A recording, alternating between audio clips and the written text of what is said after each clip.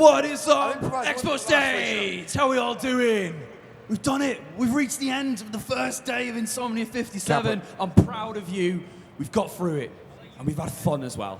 And we're going to finish with a bang because we're saving the best to last. Right now, I would like to welcome on the stage our esteemed YouTube versus Twitch panel. They'll be having a debate for you guys. So give it up for your YouTubers and Twitchers. Bit more enthusiasm, please.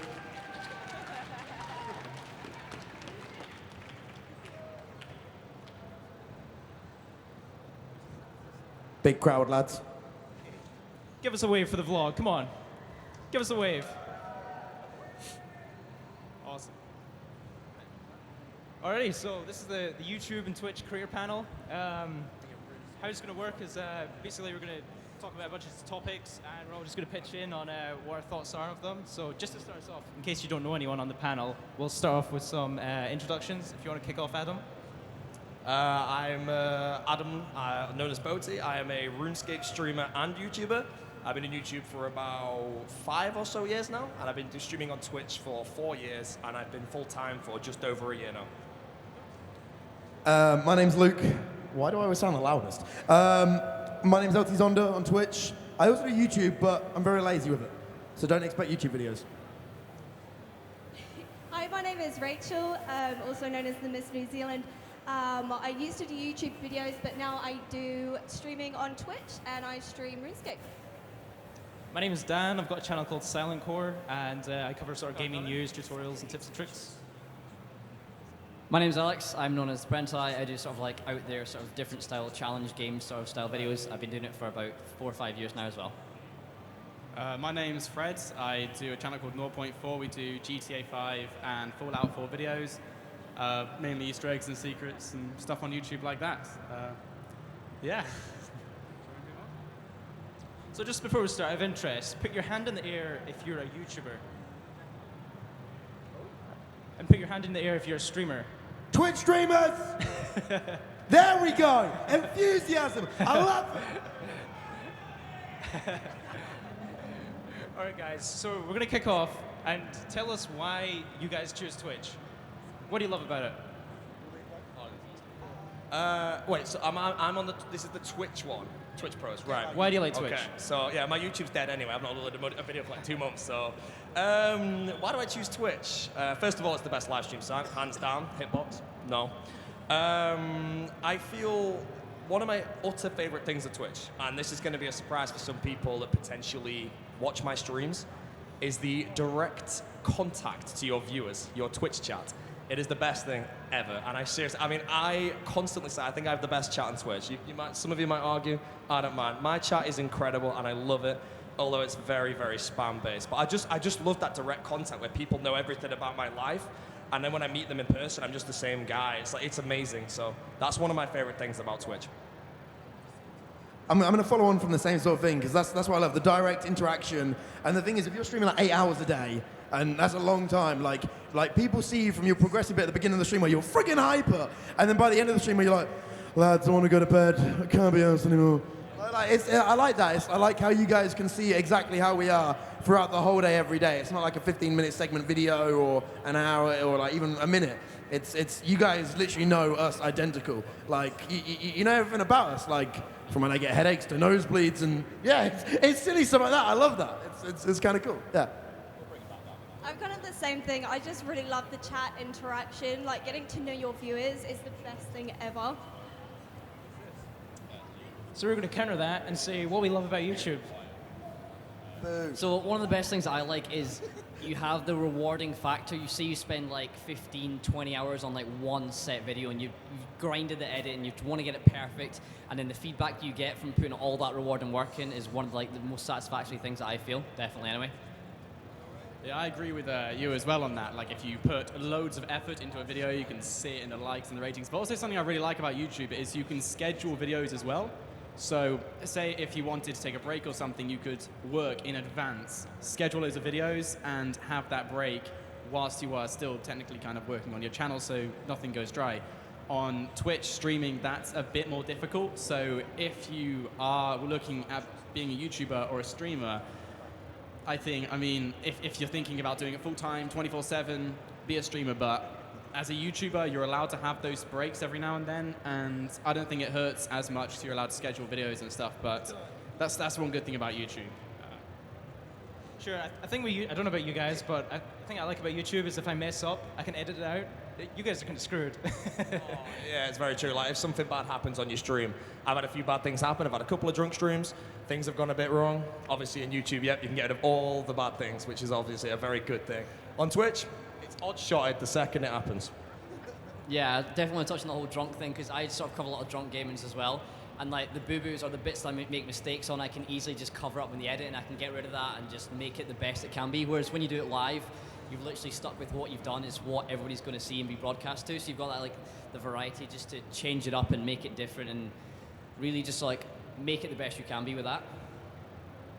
So we've talked about what we love about our platforms, but what about the negatives? What do you think are the worst parts about being a Twitch streamer? Don't all speak at once? Was the question the worst thing of being a Twitch streamer? Yeah. I'd say this is one that you can do against YouTube. On YouTube, you could make a 20-minute video in 20 minutes. On Twitch, that's a 20-minute live stream. The 20-minute live stream, like, no one really wants to watch that. You have to, it's sort of going off what Luke said before, you have to stream for a long period of time. And at the start of your streams, you're just so hyper. It's amazing. Like, the start of my streams are the best. And then 7 hours in, 8 hours in, you're just there like, I'm tired, but I want to keep streaming. Or you turn your stream off and get really bored. But it's like the energy levels. Like, if I could be as hyper at the start of my streams for the entire thing, I'd be so happy. But I just can't. Like, you lose the energy.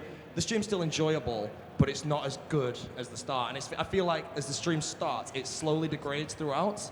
And obviously end it and it restarts the next day, sort of thing. So it's just an energy level.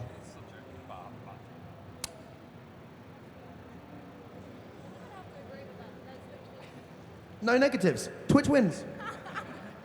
I think I have to agree with Boaty. After like about 6 hours or maybe 8 hours, you start to like burn out, I guess, and it's not so interesting to watch when a streamer isn't as hyped as they were in the beginning. That is the only thing. What's the longest you've ever streamed for? Who's done the longest stream? 24 hours. 31 hours. I attempted at 24 hours, but fell asleep on stream at 17.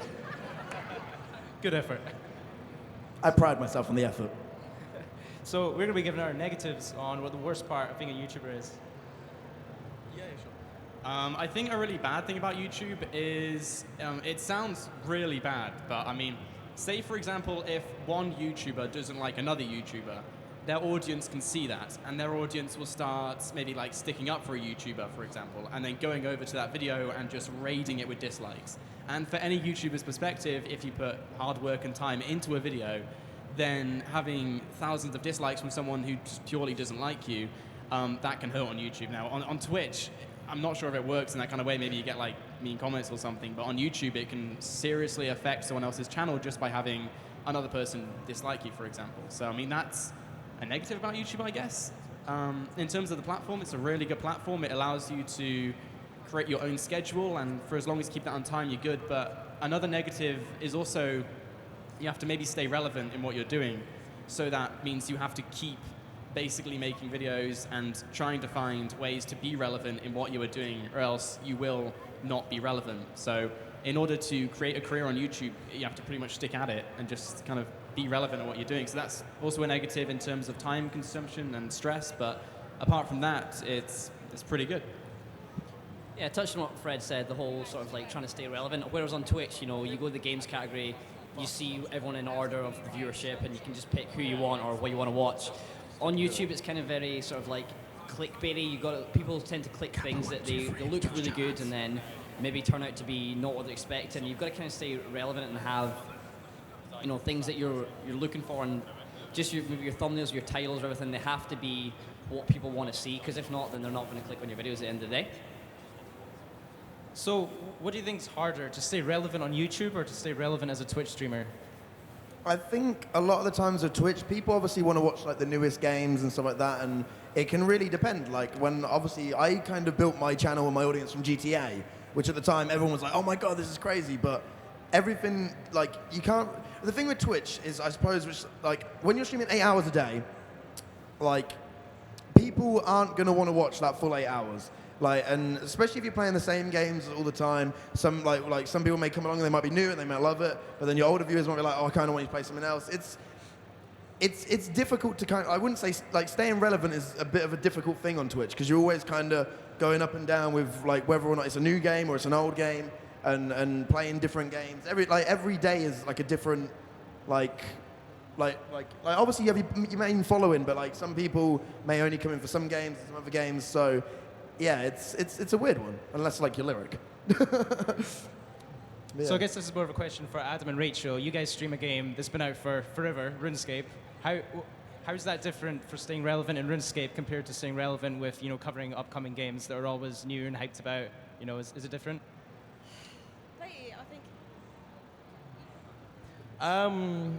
I think the way I'd answer that is if you stream one particular game, like you said, GTA 5, if you stream one particular game that has its own community, if you stick to that game and play it a lot, like, because I obviously play RuneScape and I know the RuneScape community quite well, I'm connected to most of the people inside the community. Like, we have the Reddit thing, and I know, like, everyone knows what's going on all the time. If drama happens, it's like everyone knows about it straight away.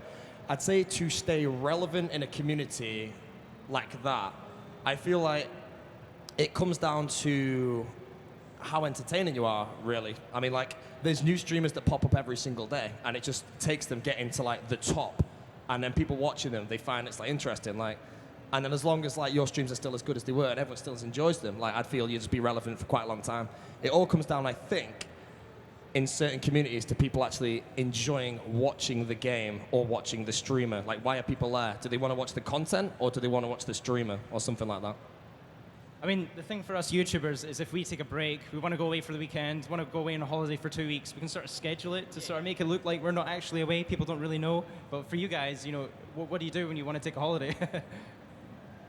I have to disagree a little bit. There have been times where I've been away, and I would come back, and there'd be loads of people watching me. I feel like it's quite... They kind of missed you. They were waiting for you. Yes, but yeah, I think it's quite inconsistent. It can go up and down, so it's random. Yeah, I'm gonna have to agree with that one. Like, it's weird how like if I have a day off, I feel like really bad. I feel like people, I've let my viewers down. Like, cause like you go like, and they're like, where have you gone? Like, why are you not streaming today? And you get all these tweets, and you're like, I feel bad. But like, some days you have to have a day off. Like, Twitch, like, it depends entirely on your mood. Like, if you're having a sick day, you're in a brilliant mood, you can stream for 8 hours and friggin' enjoy the whole of it. But if you're in like a bad mood, like, and people have off days, people have bad days, and you have to take a day off, you feel like you kind of let them down. Like it's like, I'm sorry, but yeah, it's especially when you take a holiday as well, and you have like a whole week off. Obviously, when you get back, everyone's like, yes.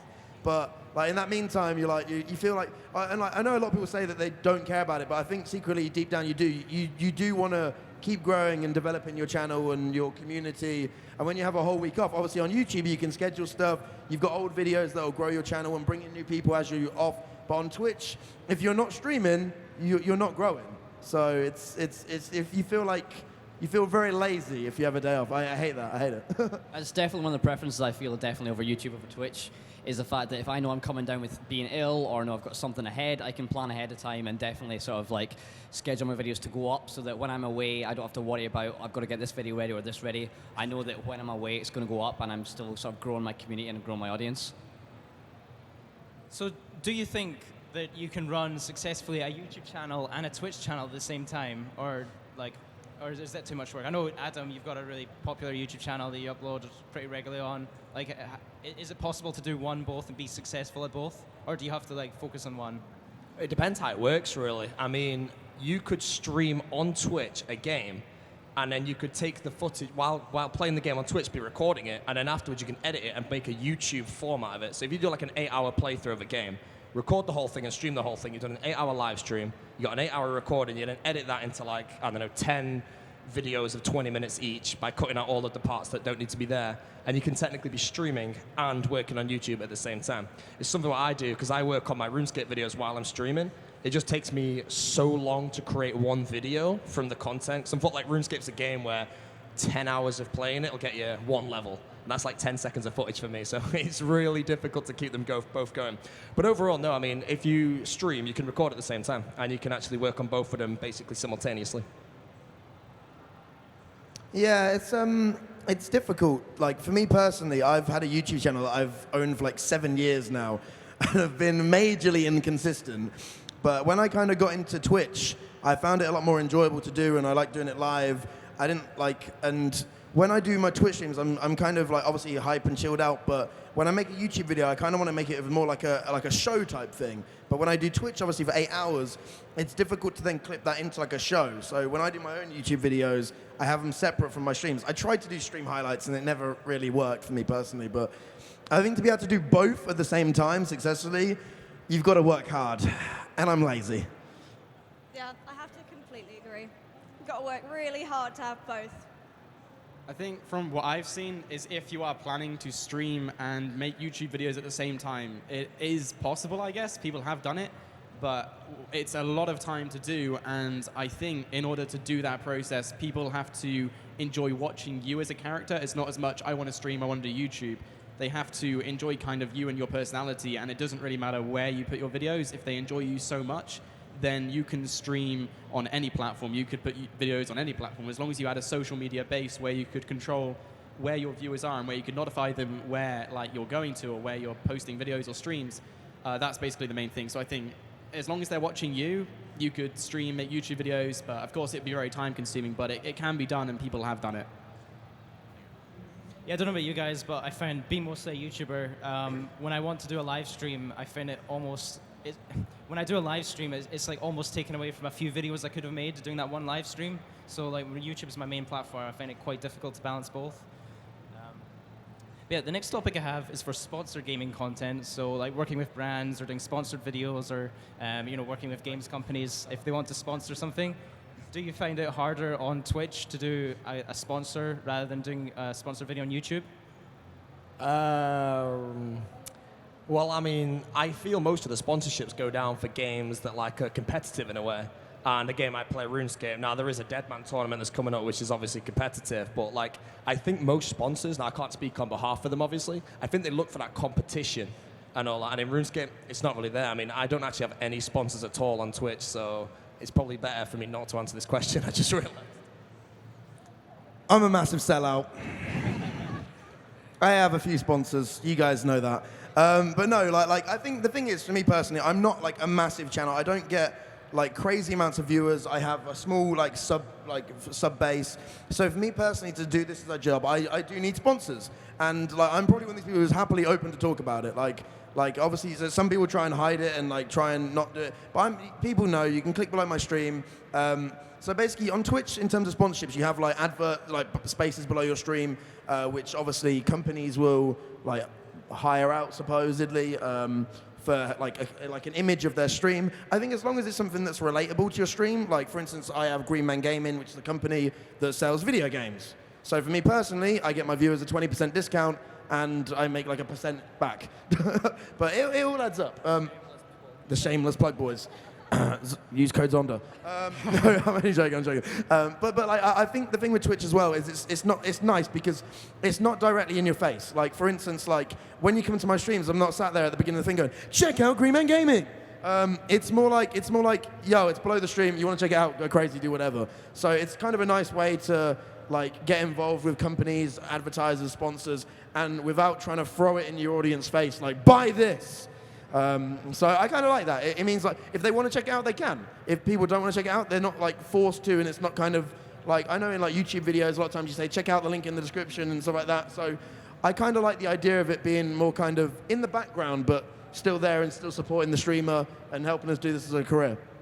Yeah, I mean, I feel on YouTube it's a lot more easier to branch out to different type of sponsorships as well. Especially what I do, because I do loads of different challenges. I can sort of like incorporate most things that come to me. If brands want to come to me with a said product, I can maybe create something that's maybe not gaming related, but something that my viewers will still enjoy. Something just to use their product in a different style way. And that's why I suppose a lot of sponsors do come to me with their products, because they know I'll make it my own and change the way maybe it's meant to be used or what the product's for, but it'll still make an enjoyable video for them and they're still getting the promotion out there. I think sponsorships are very, it's a grey area on YouTube. usually, if you want to get a sponsorship, the best thing to do is to get a sponsorship in what your content is based about. So say, for example, if you're gaming, a gaming-related sponsorship would be the best thing to do, because one, it would support the person who's creating the videos, the YouTuber or the Twitch streamer, and two, it's just a great way to incorporate yourself with brands, as well as giving your viewers kind of something they want. But it can get into a gray area when you start accepting sponsorship deals from people who may not be too related to your channel. Sometimes the person will do it because they might need the support, maybe they want to save up something to help improve their videos, but it's a very gray area which you don't really want to abuse too much, whether you're on Twitch or YouTube. So the best thing to do is just to go for something which is relatable to your channel, which your viewers would enjoy at the end of the day. I feel doing sponsored content on YouTube, we have a bit of an advantage as well, because we can do a draft video, we can show them it first. You know, if you're doing a sponsorship or a shout out live, you know, sometimes be a bit risky in how you're wording it. If you word it wrong, they might not be too happy about it. So we kind of get that buffer where we can kind of get it approved first. But that was actually the last topic. So I've got something to ask real quick. This isn't like firing shots or anything, but I know like some of you guys stream on YouTube at the same time for that kind of community feeling, but do you ever not feel as connected with your viewers? Like for me personally, like I know loads of my viewers' names off by heart. Like people are coming to me today and I've been like, oh shit, you're that person. And like it's nice knowing the, like people's names, and I feel like my viewers are like my little kind of family, my community. I feel like ridiculously close and connected to that, knowing each one of them, like it's, I can name loads. I got like Fluffer Bro, I got a guy called like Zonda's Basket. Like, yo, it's crazy. It's like, there's, you know, like every single person, and like you feel connected to them as a friend. Do you have that as like some of the people in your YouTube comments who comment a lot, or what's that for you personally? Do you have that connection? I mean, yeah, there is a slight disconnection with YouTube. Okay, you don't know directly, you're not directly interacting them live. You do have the comments, which is obviously great to feedback with. You can interact with people then, but it's not sort of they're reacting to what you're doing. It's more of they're reacting to what you've done in the past, and they're trying to react to it when you're trying to reply to them. So it's not like a direct contact, but there is that still wee bit of connection there. Yeah, I mean, on YouTube, trying to read out the comments is like, it's really, really difficult to do. And the moderators, you can barely see who they are. And just a lot of the people commenting, they might not even be like, because for example on Twitch, you have a very, in my opinion, have a very loyal fan base. Like the people who will go there, you will know who they are. You may have seen their name once or twice. On YouTube, if you stream, you don't really know which one of your fans are watching you, because of course from your subscribers, only so many will be watching it at that time. So you don't really get to know your viewers as much, and especially like some of the streams I do, the chat, I can barely even read anything there is, and the moderators, although there are moderators in the chat, a lot of users don't really know who they are as well. So, I mean, there's less kind of connectivity in that. One thing I want to ask, how do you deal with the spam in the chat? Like the smorks, the kappas, how do you deal with how do you manage to read anything out from it? I mean, certainly when I'm looking at Twitch chats, all you see is smork, smork, smork all the way down. Or boaty drugs. Right, my chat is ridiculous. I will give you a tip. How to read spam when your Twitch is, sorry, how to read in between the spam. If my entire chat is just Twitch emotes, I read the text in between, and it's really easy to do it because everything else is a smoke. You'll see one line, you'll focus on it straight away. You've got like a second to read it. You'll just glance at it. You'll see the first 3 words. You'll instantly know what it is. And you just read the last one. You sort of just plug it together, and you just answer the question. It depends how bad it really is. How do I deal with spam, though? I don't. If I try, it doubles, and then it gets worse. You know, actually, there was a time you raided me, Adam. This was like a few years ago when I used to stream RuneScape. You raided me, and all your viewers came in and demanded me to play certain songs, and they spammed it for so long. I literally couldn't keep any control of my chat. I was like at ransom to playing these songs. They're like, Darude Sandstorm, now in the chat. So I was like, all right, guys, calm down. I'll put on the song for you. It went on for like 20 minutes. It reminds me of this thing. I bought this, like, I'm a fan of like marine things. I have all these stuffed whales. I bought this massive shark, and you can actually get into its mouth. And it's behind, and I mentioned that on my stream, and my whole chat was, get in the shark or smoke. And I was like, you know what, guys? No, I'm not getting in my shark. I will take the smokes, thank you. An hour later, my chat was, get in the shark or smoke. I was like, you know what? I'll get in the shark. The spam disappeared straight away. I don't really have a problem with spam. I think like people know in my chat that I don't like it. And if you do it, then I probably am going to time you out. So they kind of respect that. And they don't really spam. So, I mean, if people do spam, like I get a raid, I don't mind them doing it for like a few minutes, but then like after that, it's like, you know, start timing people out. Yeah. Yeah, mine's pretty like in between. Sometimes it can be a little bit crazy. I'm playing certain games. Other games can be a bit more chilled out. So it's kind of nice. Like for me personally, I get that feeling of when chat's mental and it's a bit hectic, and I'm like, yo, let's drink 5 Lucasades and go crazy with it. And then the next minute I can be like, yeah, you know, we'll have a chill day, boys, and we'll have to chat. We'll be chill. It's nice. I like both. So I think we've got about 5 minutes left. I'd love to take some questions from the audience. If anyone has a question for anyone in particular on the lineup, or just for the YouTubers or for the streamers, please put your hand up. Yeah, if we start a queue on the left-hand side of the stage here, if you guys want to just come up, and we'll hopefully get through some questions for you guys. Don't be shy. Come answer questions. Come on, there's one person. Didn't hear a word of that. What if YouTube or Twitch didn't exist? Was that if YouTube or Twitch didn't What if exist? Twitch or YouTube didn't exist? Yeah. You'd have to get a real job. Well, I'd be in university still, so that's probably what it'd be. Yeah, I mean, I don't know how I'd explain it. If it didn't exist, I feel there'd probably be a competitor out there, maybe, and it would have to come eventually. Son on Hitbox. Yeah, oh, wow. I could answer that question by saying, what if YouTube or Twitch died? What would I do afterwards? I feel realistically, I mean, I'm streaming right now full time, and I don't have a degree or anything. And obviously, you don't need a degree to be successful at life. Obviously, you can do other things. But basically, if Twitch died for me, I wouldn't have any backup education. I wouldn't have any experience of like a real job. So it might be quite difficult. But I feel realistically, I just have to go to university and get hold of a degree to go on from there and just enjoy my time while it lasted, I guess. I used to do graphic design and print. I hated it. So I wouldn't want to do that again. But I'd hope that like with what I kind of do on Twitch, I could hopefully get into something to do with like presenting maybe. That would be like a dream. Like my end goal is like after like Twitch maybe calms down a little bit or it doesn't go as well, I would love to get into like doing presenting work. Like that guy over there. Yeah, definitely. Same here on YouTube, sort of like we find ourselves like a show or like a presenter, like if YouTube or Twitch didn't exist, definitely some sort of presenting work or something in the industry would definitely suit. I'd probably be homeless, I'm not gonna lie. I mean, I've literally just come out of college, so I haven't really got any experience of what a proper job would be. But if YouTube didn't exist, then I would probably be at university right now, working for a degree. So that's basically the main backup plan for a lot of people, I think. But yeah. I think I would, because I did performing arts before I started YouTube, so I'd probably finish that at uni and work out a game store. Next question. Are we done? I think that was the shortest, yet the sweetest Q&A we have ever done. Come on. Because you guys covered everything, and I think it leaves to say whether you pro YouTube, pro Twitch, keep on supporting the guys and the good work that they do. So can I get a round of applause for my esteemed panel? Thank you very much. All right, I believe LT is back on our stage tomorrow talking Twitch. Not that we're Twitch biased, we love YouTube as well. But for today, that's the end of Insomnia Day 1 here on the Expo stage. Tomorrow, we've got cosplay, we've got Syndicate, and we've got loads more Q&A. So make sure you come back here. But in the meantime, you guys have been awesome. I've been Matt Taylor-Richards, and we'll see you tomorrow on the Expo stage. YouTube sucks.